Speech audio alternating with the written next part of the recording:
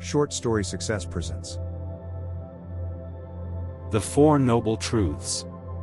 Once upon a time, the Buddha was approached by a group of his disciples who were feeling discouraged and unhappy. They asked the Buddha for guidance on how to overcome their suffering.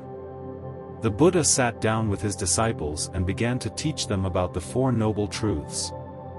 He said, the first noble truth is that suffering exists. We cannot escape the fact that we will experience pain, loss, and difficulties in our lives.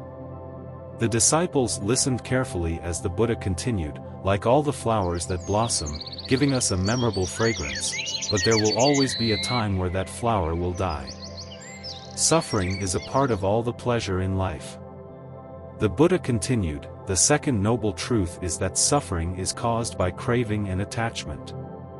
We become so attached to things and people, and when we lose them, we experience suffering.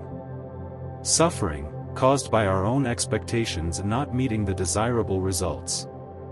The Buddha then spoke about the third noble truth. The good news is that suffering can be overcome.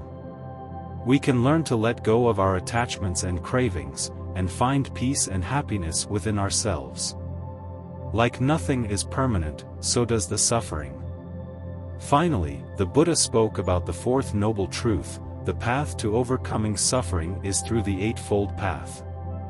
This path consists of right understanding, right intention, right speech, right action, right livelihood, right effort, right mindfulness, and right concentration.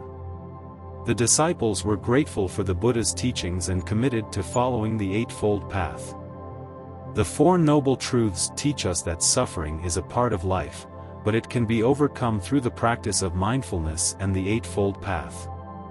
By understanding the causes of our suffering, letting go of our attachments and cravings, and living a life of mindfulness and compassion, we can find inner peace and happiness. Thank you for listening to Short Story Success. Like, share, and subscribe. And as always, stay blessed.